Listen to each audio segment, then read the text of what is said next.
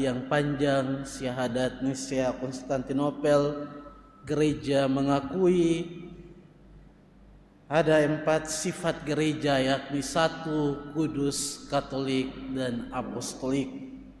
Maksud dari apostolik adalah bahwa gereja yang didirikan oleh Kristus sendiri di atas iman para rasul, yang kemudian direfleksikan secara amat bagus oleh Yohanes dalam kitab Wahyu mengenai Yerusalem baru, Yerusalem surgawi yang turun dari surga, yang berhiaskan 12 batu dasar yang melambangkan bahwa gereja sebagai Yerusalem baru dibangun, disusun atas dasar iman dari para rasul sendiri. Dan hari ini gereja merayakan takhta Santo Petrus. Dan dalam bacaan yang kita dengarkan, yakni di mana dalam perjalanannya di daerah Kaisarea Filipi, Yesus bertanya kepada para murid mengenai siapakah dirinya. Dan Petrus mewakili para murid yang lain menjawab dengan penuh keyakinan bahwa Yesus adalah Mesias, Anak Allah yang hidup. Dan Yesus kemudian mengatakan bahwa engkau Petrus, di atas dasar batu karang akan kudirikan jemaatku. Saudara-saudari yang terkasih, jawaban dari Petrus bukanlah sebuah jawaban yang sekali jadi.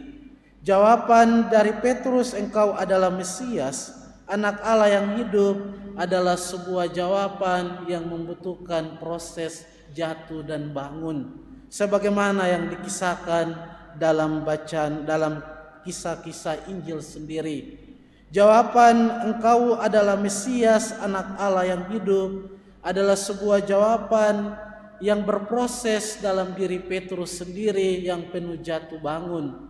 Jawaban engkau adalah Mesias juga membutuhkan sebuah proses perjalanan yang panjang dalam perjalanan hidup Petrus sendiri sebagai batu karang. Dan batu karang itu juga pernah goyah karena ketakutan, karena kecemasan, sebagaimana yang dialami oleh Petrus ketika berada di halaman Imam Agung. Di sana batu karang itu goyah karena ketakutan, dan ia juga menyangkal Yesus 3 kali. Dan kemudian Yesus meneguhkan Petrus sang batu karang dalam peristiwa sesudah kebangkitan di tepi danau Galilea atau danau Genesaret dengan pertanyaan, apakah engkau mengasihi aku lebih dari yang lain? Petrus memperbaharui jawaban komitmennya itu dengan menjawab, engkau tahu segala sesuatu, bahwa aku mencintai engkau lebih dari yang lain.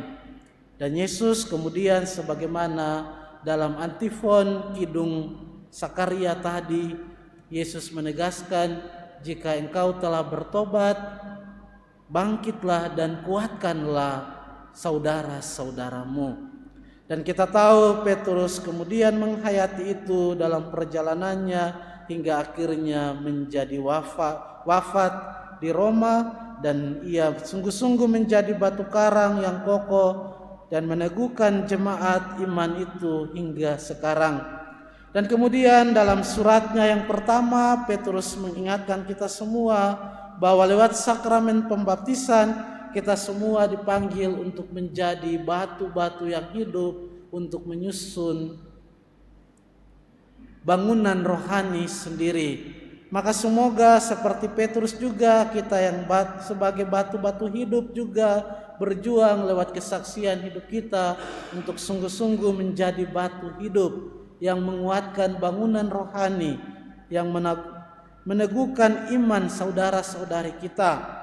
Semoga kita semua lewat sakramen pembaptisan senantiasa diingatkan untuk menjadi batu hidup dalam keluarga kita, dalam rukun kita, dalam paroki kita, dalam gereja kita, untuk menguatkan iman saudara-saudari kita, keluarga kita, supaya akhirnya seperti dalam bacaan pertama tadi, Semoga kita sungguh-sungguh menjadi sebuah kesaksian yang hidup, sehingga kelak kita boleh menerima mahkota hidup yang kekal seperti yang diteladankan oleh Petrus sang batu karang. Mari kita mohon dalam Ekaristi ini, semoga Petrus juga mengukuhkan kita, menguatkan kita supaya kita mampu menjadi batu-batu yang hidup dalam perjalanan persiaran hidup kita dengan kesaksian hidup kita yang baik dan benar. Tuhan memberkati kita semua. Amin.